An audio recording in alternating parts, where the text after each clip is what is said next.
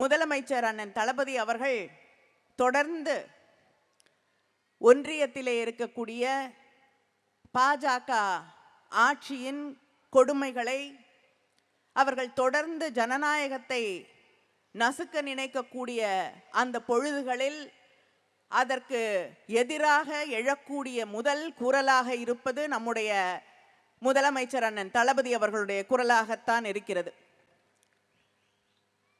மத்தியிலே இருக்கக்கூடியவர்கள் எந்த சந்தர்ப்பத்தையும் விட்டுவிடாமல் அது ஒரு மசோதாவை கொண்டு வருவதாக இருக்கட்டும் அல்லது ஒரு திட்டத்தை கொண்டு வருவதாக இருக்கட்டும், அதில் அத்தனையும் மாநில உரிமைகளை மாநில அடையாளங்களை அழிக்கக்கூடிய ஒவ்வொரு செயலையும் அதன் பின்னணியில் வைத்துச்சான் செய்கிறார்கள்.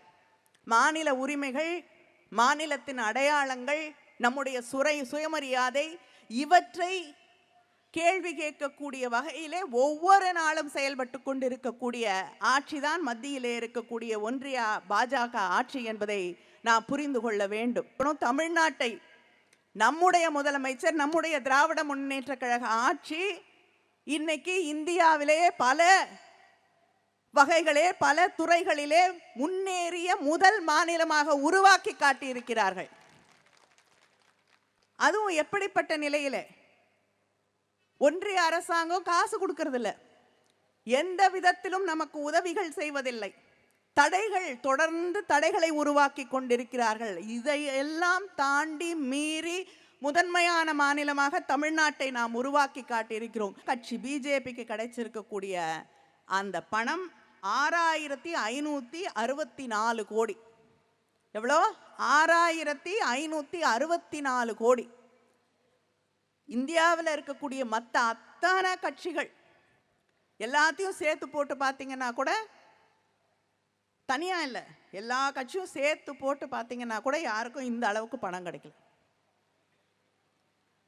இதை தவறு என்று நேற்று அவங்களுடைய நீதி, நேர்மை, நியாயம் தவறானது, செல்லாது, மக்களுக்கு எதிரானது என்று உச்சநீதிமன்றம் தீர்ப்பளித்திருக்கிறது.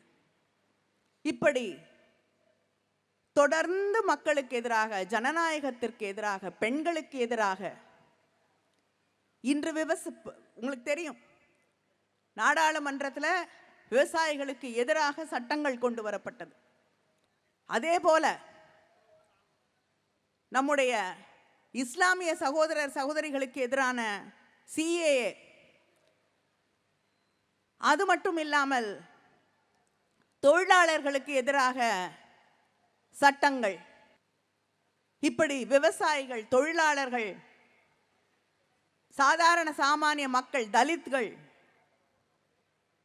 என்ற அத்தனை மக்களுக்கும் எதிராக செயல்பட்டு கொண்டிருக்கக்கூடிய ஒரு ஆட்சிதான் ஒன்றியத்திலே இருக்கக்கூடிய பிஜேபி ஆட்சி. இப்படி பெரும்பான்மை மக்களுக்கு படிக்கக்கூடிய வாய்ப்புகளை பறிக்கக்கூடிய ஆட்சி, பெரும்பான்மையாக இருக்கக்கூடிய தலித்துகள், ஒதுக்கப்பட்டோர், ஒடுக்கப்பட்டோர், மலைவாழ் மக்கள், சிறுபான்மையின மக்கள் என்று அத்தனை பேருக்கும் எதிராக இருக்கக்கூடிய ஆட்சி மத்தியிலே இருக்கக்கூடிய ஒன்றிய பிஜேபி ஆட்சி.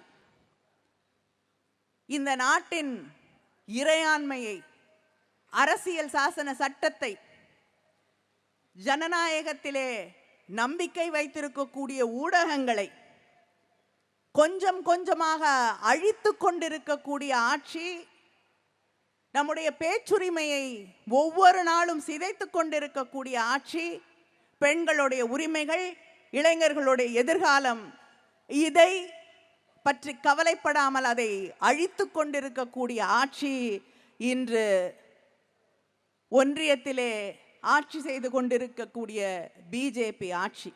நாம் ஒன்றை நினைவிலே வைத்துக் கொள்ள வேண்டும். இந்தியா கூட்டணி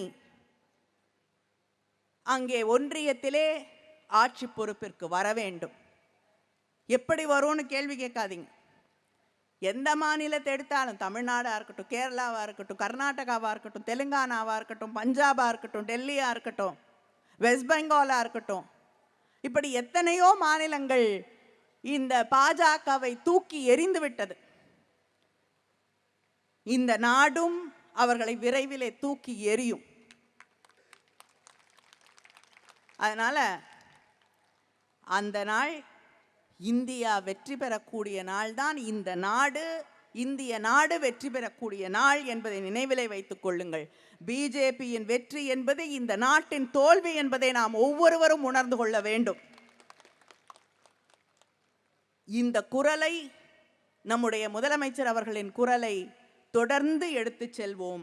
பாசிசம் வீழட்டும், இந்தியா வெல்லட்டும். நன்றி, வணக்கம்.